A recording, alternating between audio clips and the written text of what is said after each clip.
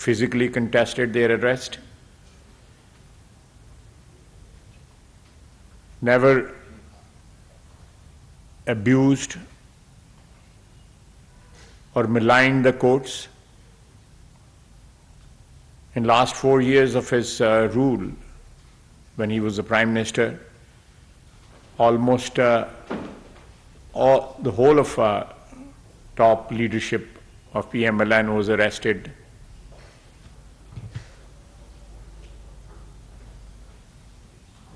Our leader, Nawaz Sharif, was arrested. He came back from UK to surrender. His daughter was arrested. The present Prime Minister was arrested. His son was arrested. Their nephews were arrested. But never there was a sort of resistance to being arrested. I was picked up from Embassy Road and remained in jail for almost 6 months. My wife appears in the court. Almost 3 years. My wife, my son. So the victimization of the opposition was unprecedented. We have checkered history, political history of in our country, where politicians were victimized during martial laws, during military governments. But this sort of victimization and hounding was never there. Politicians were hanged. Zulfikar Ali Bhutto was hanged. It was a judicial murder. Bibi was martyred by Benazir Bhutto was martyred by the terrorists. Nawaz Sharif was removed from government thrice. But we never resorted to the methods or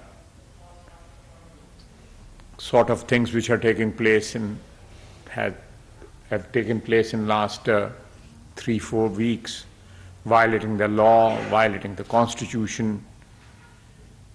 So we are actually governing this country, the present government, under circumstances which are pretty difficult, both administratively speaking, financially speaking,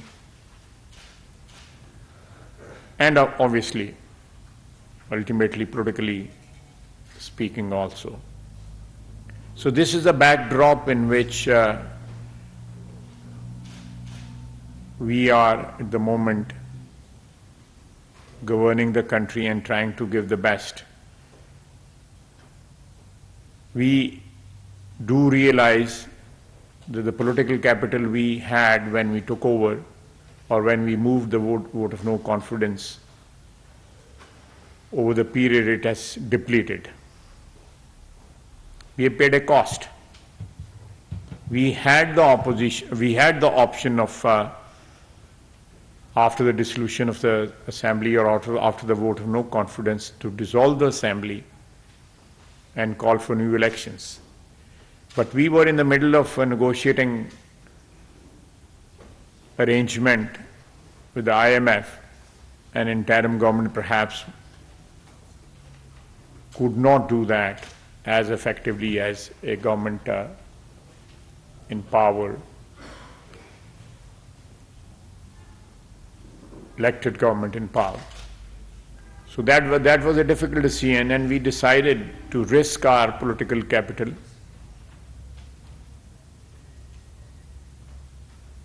and stay in the government despite the fact that we knew the risk of losing the political capital is there or was there.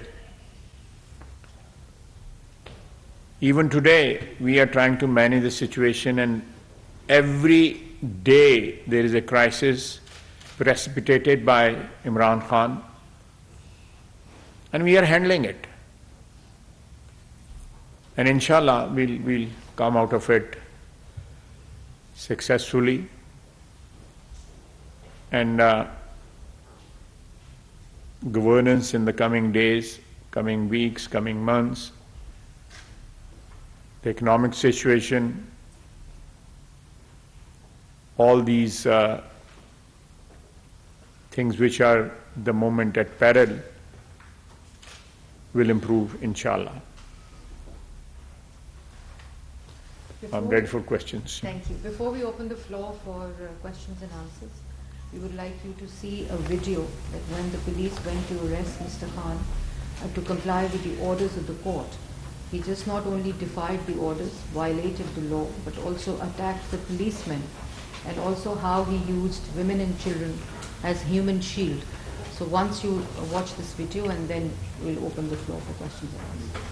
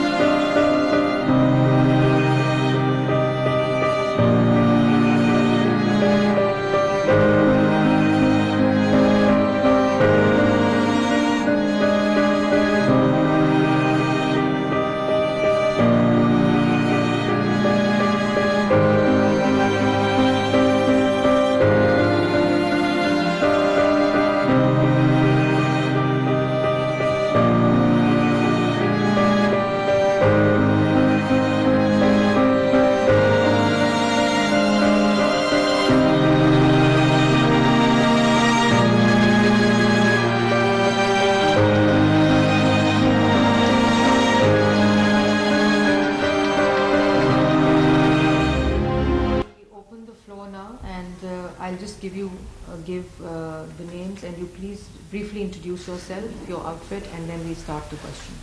So I'll start with BBC, Charlotte Times. Sorry? Are you from BBC? No, from Times. Times, okay. So we start with you, Charlotte. I don't have a question. You don't have a question. Sophia? I'm CNN. Assalamu alaikum. I'm the Pakistan producer for CNN.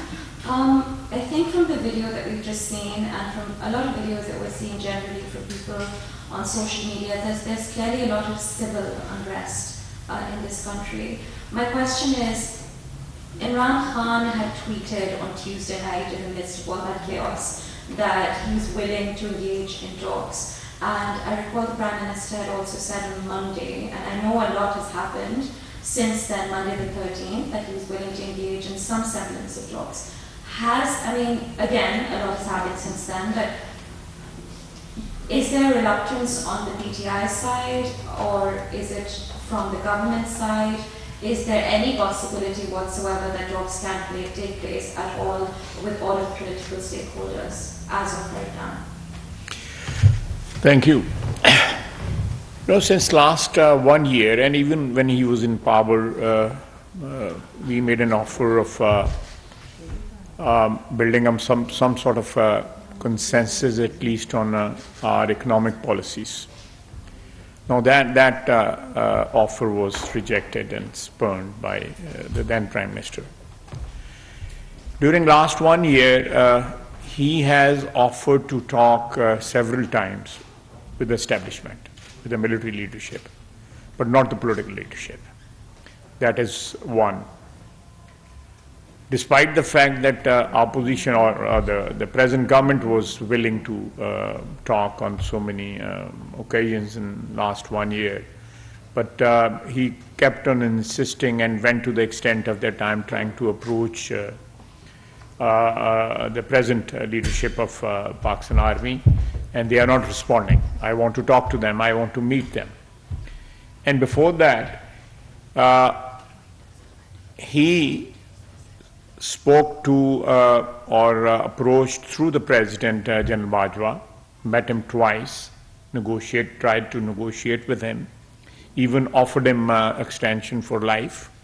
It is on record. Despite all that, he has not materially offered anything to the present government for a dialogue or for some sort of negotiations on that. I'll just add one thing to it. We are ready to talk for the sake of peace in our country, for sake of not for only the present government, but the coming generations, that we must have some sort of consensus on major issues which we are facing for last so many decades. We are not in favor of a transactional dialogue. We need something which is comprehensive, which covers everything. There are so many issues. One can debate on that and have perhaps a long debate on that. But in short, what I'm trying to say is that a comprehensive dialogue on the problems Pakistan is facing is always welcome. But transactional dialogue, which does not address the issues this nation is facing today, and perhaps the situation is getting worse by every passing day. So these issues, one must realize that these issues should be addressed as soon as possible. Yes, so a comprehensive dialogue, yes. A transactional dialogue, it will be a waste of time. Minister Asif, GNN from National Public Radio. As you may be aware, Mr. Khan has made multiple interviews to Western media in particular to project his point of view of what's been happening in Pakistan. I'd love to just get your responses to some of the claims that he's made. First, he has claimed that the government is seeking to outlaw him, a claim that was echoed, to disqualify him, a claim that was echoed by Zalmay Khalilzad on Twitter. Disqualify him? To disqualify him directly. Okay. He also alleges that there's even attempts to kill him or plans to kill him. I would love to get your responses on that. Just on holding the federal elections, is there a plan to hold the federal elections on time?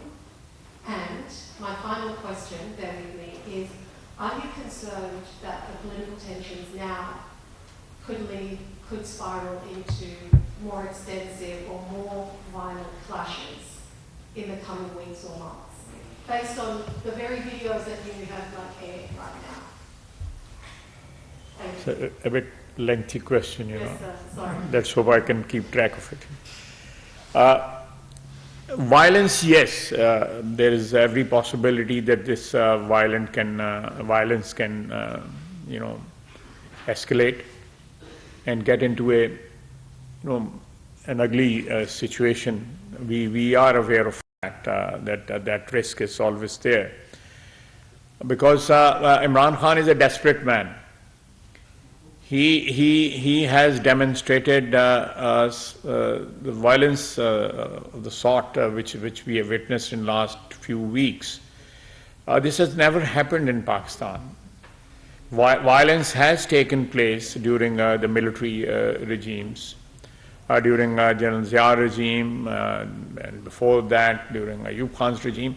But political governments have never resorted to violence against their opponents. Yes, there are victimization and cases and imprisonment, but this sort of violence from an opposition party, organized violence against the state machinery.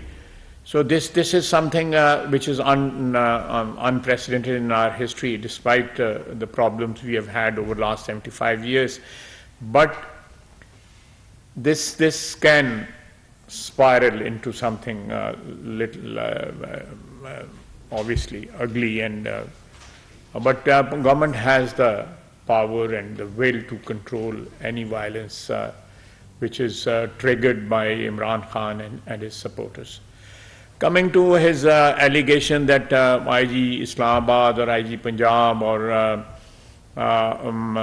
Chief Minister Punjab, they are conspiring to murder him. This whole thing is so scandalous. This allegation. He's just trying to create some sort of atmosphere where his followers are ready to believe anything he says. It's like a cult. The world has witnessed over decades and centuries where people have, the leaders have created cult and people have followed them blindly, believing everything they say. So this sort of cult following is here in Pakistan also these days, but this will fizzle out, and this allegation of conspiring to murder him, I think this is stretching a bit too far. The sort of lies he has been fabricating over the last 1 year, starting with Cypher. I'll again say that on one hand he's he was accusing General Bajwa of conspiring against him or aiding his opponents, and on the other hand he was offering him extension for life, and then accusing the United States of America of conspiring against him, taking even names, and now he's again flirting with the American government through lobbyists and approaching them for some sort of intervention or some sort of aid or help because they are being victimized. So-called victimization of PTI in Pakistan. So he'll tell you one thing today, and tomorrow he'll tell you something which is diagonally opposite. Completely opposite. So his utterances are completely irrational. Perhaps his followers do believe whatever he says, but most of the people have lost track of what he has been saying over the last 1 year. Voice of America. She had a third question, whether the government does plan to hold the national elections. Obviously, national elections are due in October, and they will be held on time. Now I will follow up on that question. They were due also on the 30th of April. And there were no national elections, provincial elections. Punjab provincial elections were due on 30th of April. Then the CN has been taken by the Election Commission. They are, according to the Constitution, that is the body which is supposed to hold the elections and empowered to hold elections. But that very order has been called into serious question. The IMF has rejected the claim that it has anything to do with holding of any constitutional practice in Pakistan, like holding of the Punjab elections, number one. IMF? Yeah. No, I'm not aware of it. Yeah, they gave a press release. Because this is a factor mentioned in the election order, that because of the understanding with the IMF, the government is unable to provide funding for the elections. That's number one. Number two, the prevailing law and order situation was cited in the Election Commission order. And in that order, the briefing about the security was given to the Election Commission on February 8th. And the incident cited in that briefing happened a week later on February 16th, the Jafar Express bombing. So there are serious anomalies in this election order, and you're still defending it. No, but let me, since February, in last 1 month or a couple of months, the security situation has definitely deteriorated, We lost a senior army officer day before yesterday to terrorism. The terror incidents have increased. They have escalated over the last 2-3 months. So that's not something, the evidence is there. That's not something which is something of our imagination or something which we have concocted or invented, So security situation is there. I'm not aware of but definitely I'm aware of the fact that Ministry of Finance said that under the present circumstances, we are going through some very tough time, financially speaking. So we will not be able to provide funds for elections, which are, if you hold these elections now on 30th of April, and then again in October. So you are providing funds for the elections twice in a year. Secondly, The commitment which our army has at the moment, because of the internal and external threats, they said that deployment for almost 1 month. It takes about a month to deploy forces for elections on polling stations, and especially the static duty. They have to take over the polling stations as it happened in 2018. They manage the polling station. So that sort of duty, they showed their inability to man the polling stations. So these 3-4 reasons were stated by the Election Commission, and these reasons were given to them by the federal government. And based on these reasons, they have decided to postpone the elections till October, and they are given the new date, which coincides with the national elections, the federal elections. Ji Farah from AKB and DW. My question is regarding the letter Shri Mizari has written to the Human Rights Commission.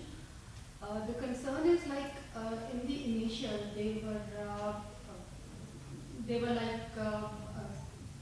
bringing up the cipher issue and all that, and they were against the intervention. But now they are themselves seeking support from the international organizations to intervene and resolve this issue. Where do you see this is taking our country to? This is the right approach? At first you were against their intervention, and now you are approaching them themselves? You can add on to that.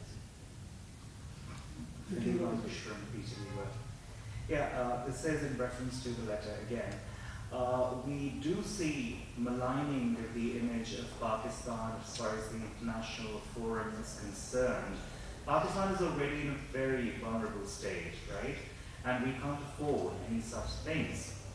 All the contradictory statements given by Mr. Khan in the past as well, they're not really making sense if you look into it, practically and pragmatically speaking.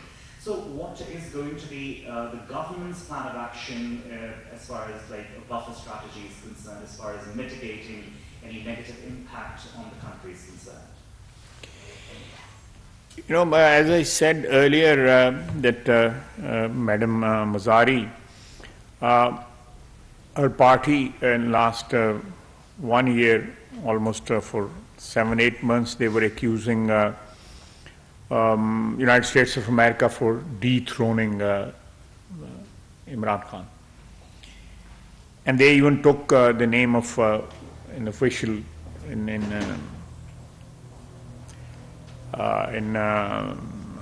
the State Department. Actually, I met this gentleman in September in the United States, and he tried to introduce himself to me, that I'm Donald Lu. You are very well known in Pakistan. You don't need any introduction. So there is this sort of attitude. I have the parliamentary career of almost 33 years. I have never gone to a foreign government whenever I was victimized. I was imprisoned by General Musharraf. I was in Atak Fort. A political prisoner or a political worker cannot even imagine what sort of the cells and dungeons are there in Atak Fort. It was built in 1561 by Shahanshah Akbar. So we never appealed to a foreign government or United States of America.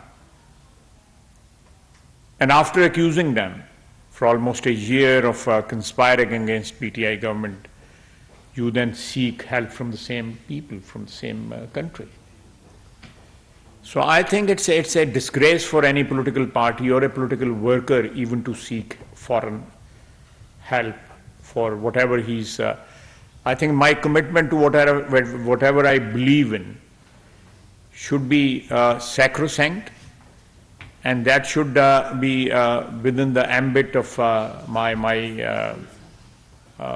commitment to my country, to my ideology, whatever is that. And seeking help from abroad is, I think, it's treacherous, and it amounts to me, it amounts to betraying my country. They can fight it out. We can all fight our battles within the ambit of within the norms, political norms of whatever we have in this country. I will never. Tomorrow, these people can even appeal to people across the border for help, or some other countries who are. They actually declared the United States of America enemy of PTI or enemy of, and now I think they can do it. They in this, if I can say that they're absolutely shameless, That just few months back you were accusing a country of conspiring against your government, and now you are seeking help from the same country, hiring lobbyists over there. And people, the politicians over there, the government has not spoken, United States government has not spoken against Pakistan, or they have not commented on our situation, political situation in Pakistan. But there are politicians over there, or former diplomats over there, who have commented in favor of Imran Khan and his party, which again, they have lobbied over there, asked people over there to give statements in their favor, which again I think it's not very respectable for a political worker to go and seek help from abroad and ask the politicians over there to give statements in their favor. And seeking help, and they are speaking, the politicians or congressmen or senators or diplomats are speaking in their favor. I think they should, those people who are commenting on the situation in Pakistan, they should also think that Pakistan's situation is, alhamdulillah, is much, much better. It's peaceful. We have our government. It's an independent country. What is happening in Kashmir and Palestine? Why don't they speak on that? What is happening over there? The genocide is taking place in on these two locations. They should speak about that. Mr. Zalmay has spoken about Pakistan's situation. There are people, tens of thousands of Khans are in transit in Pakistan. They have become a liability for us. He should be speaking for them, that they should be sent to America as soon as possible. That is what the arrangement calls for. These people are in transit. Tens of thousands of people.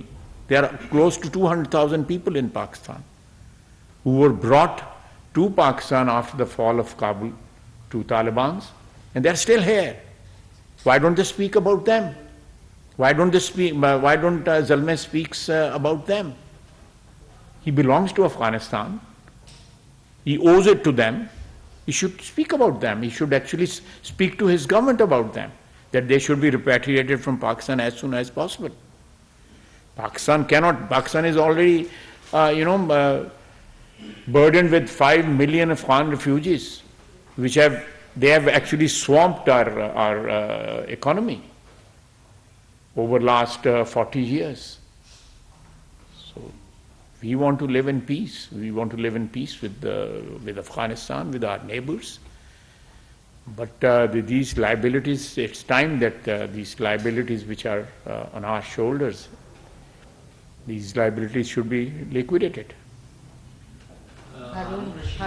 From Independent Urdu, coming back to the election, holding of elections question, are you, by defending the Election Commission's decision, not creating a very bad precedence constitutionally of delaying elections and not holding them within 90 days? And the second question is about this new task force that has been created. Do you have any details you can share about to stop criticism of establishment, the military, and other schemes today on social media? No task force has been created to whatever you were saying. I'm not aware of any task force. A committee has been formed. I'm aware of that. I think there are 4 or 5 members of those. Whatever arrangement has been made, but no task force. I think task force. The word task force, translates into something else. So the other question, we whatever was required by CEC from us, Chief Election or by the Election Commission, the relevant quarters showed their inability to provide the army for manning the polling stations and providing the funds. On basis of those 2 and other reasons also, decision was made by Election Commission. It's a constitutional body. They are independent to make their decision. And I think the elections have been postponed and the new date has also been announced. So I just heard that PTI is going to challenge this decision of Election Commission to postpone the elections. So it now falls in the ambit of judiciary to decide this question. So we'll rest our case, and obviously the opposition also will defend that. We'll defend Election Commission, will defend their, and obviously the federal government. Sir, I'll come back. from NPR. PTM has always demanded that the establishment should be within its domain. And there are critics who believe that in Pakistan, from Zaki to Nawaz Sharif and Nawaz Sharif to Imran Khan, all politicians have been planted in the nursery of GHQ and then they had fallen out. And now PTI is also demanding that intelligence agencies establishment should be in their constitutional limits.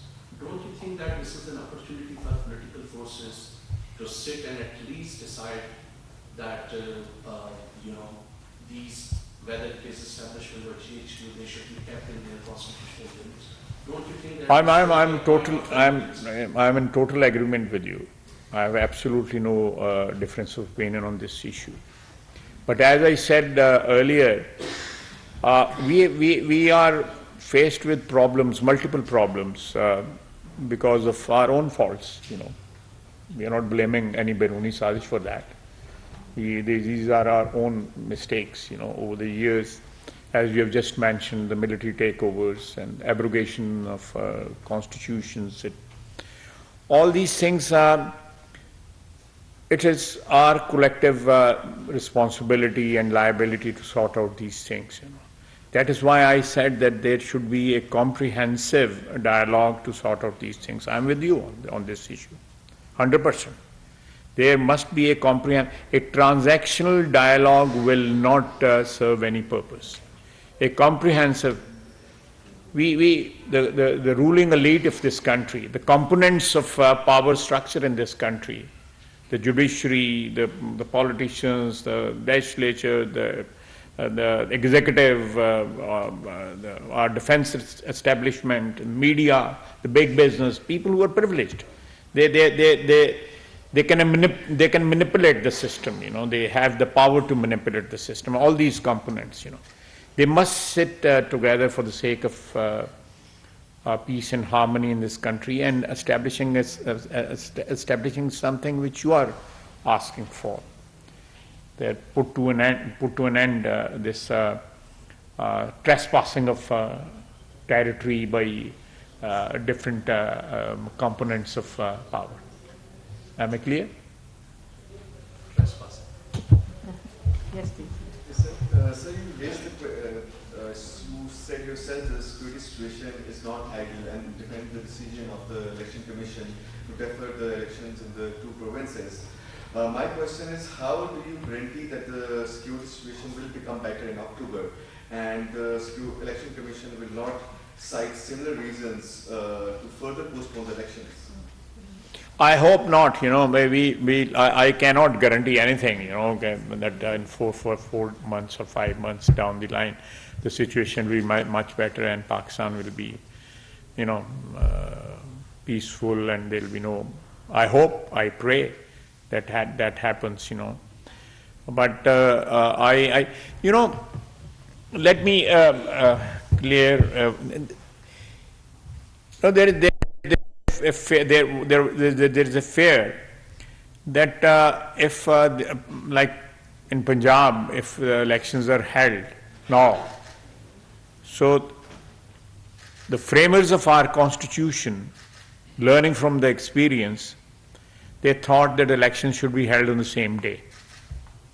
Because when the elections were held, like in 1977, the elections, provincial assembly elections were held 3 or 2 days later than the national,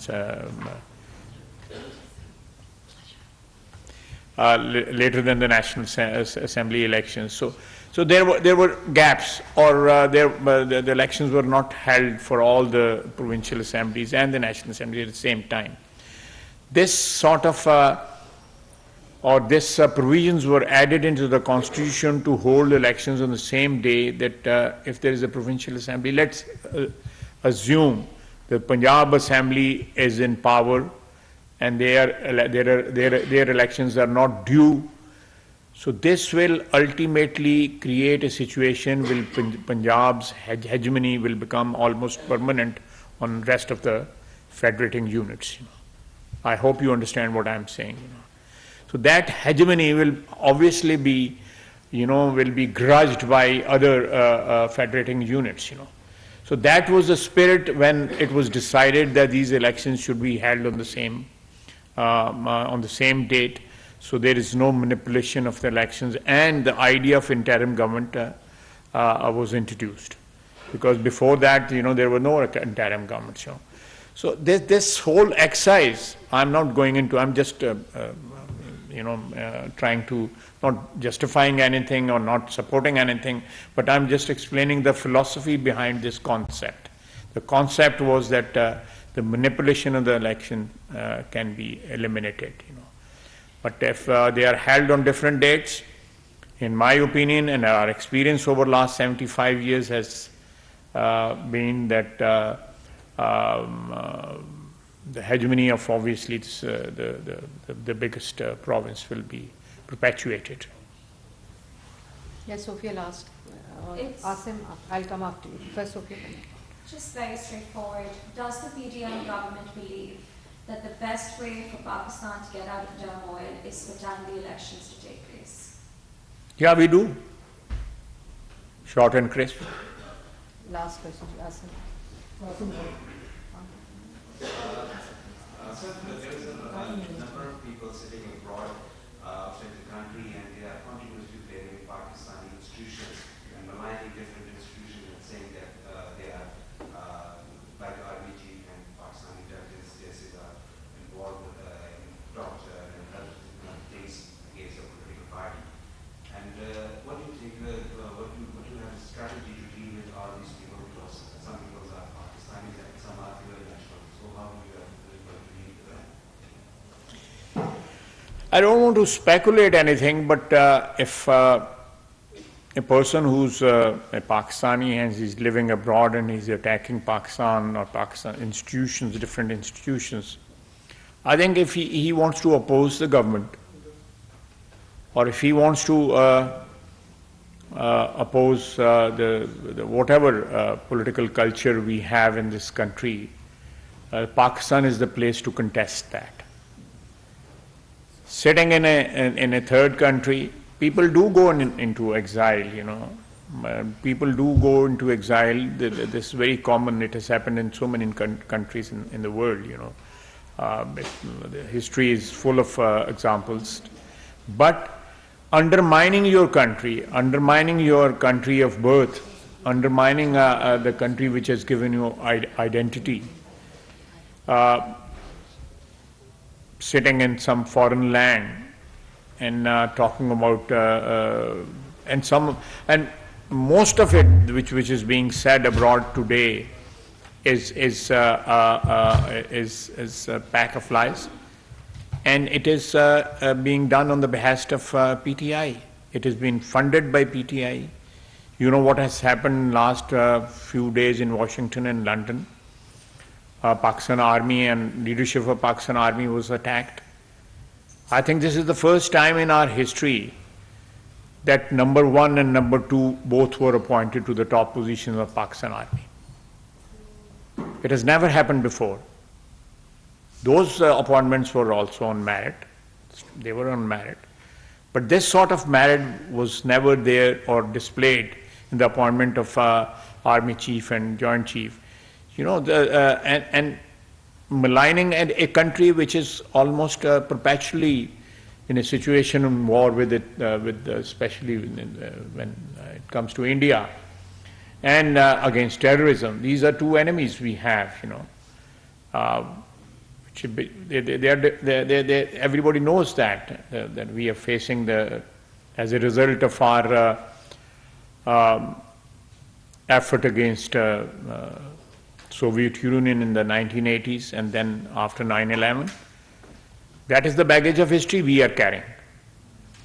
And we are facing even today, the tremors of those days, the things which took place after 9/11 and in the 80s in this region. NATO countries have gone back, America has gone back, but we are still there because it was happening in our neighborhood.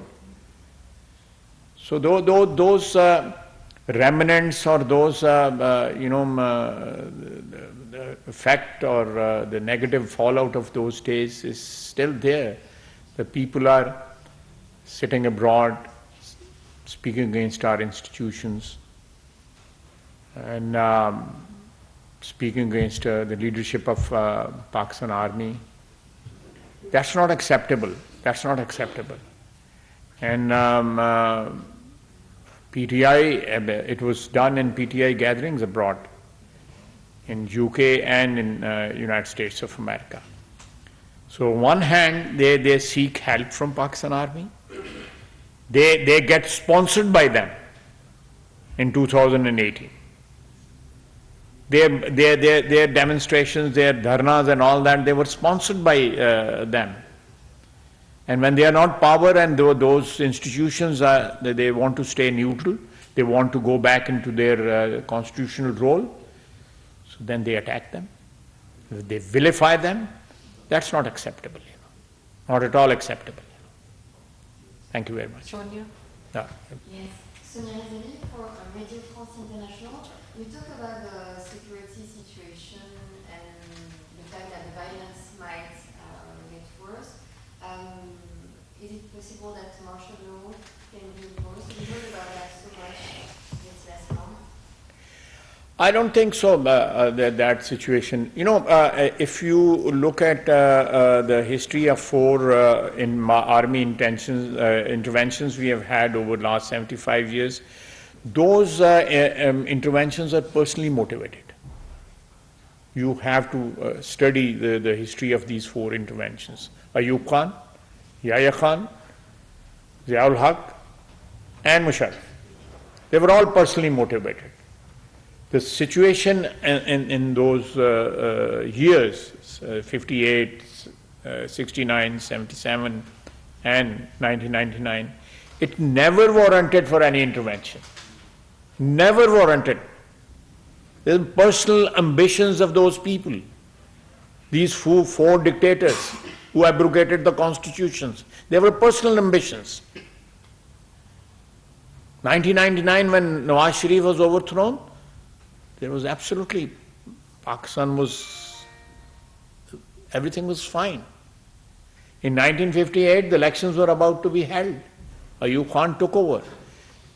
In 1969, elections were about to be held. Yahya Khan took over.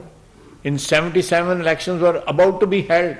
And Ziaul Haq took over and postponed the elections forever. So there is no linkage between the violence or civil unrest and takeover of Pakistan Army in our history. There is no linkage. So speculating that there will be chaos or there will be civil unrest and army will take over, citing the example of past takeovers. Past takeovers were based on personal ambitions and not for any particular situation of law and order in Pakistan.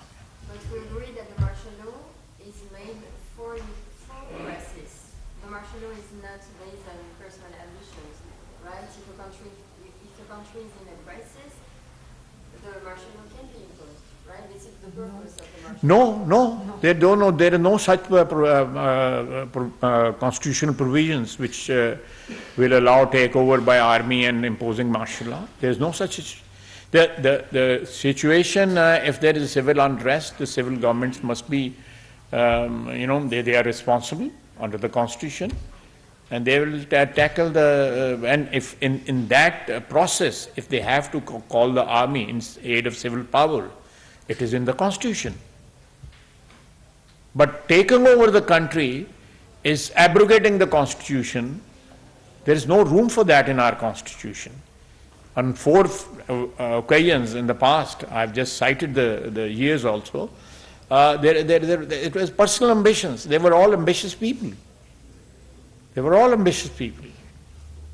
So what you're suggesting or predicting that the current military leadership has no personal ambition? Absolutely, absolutely.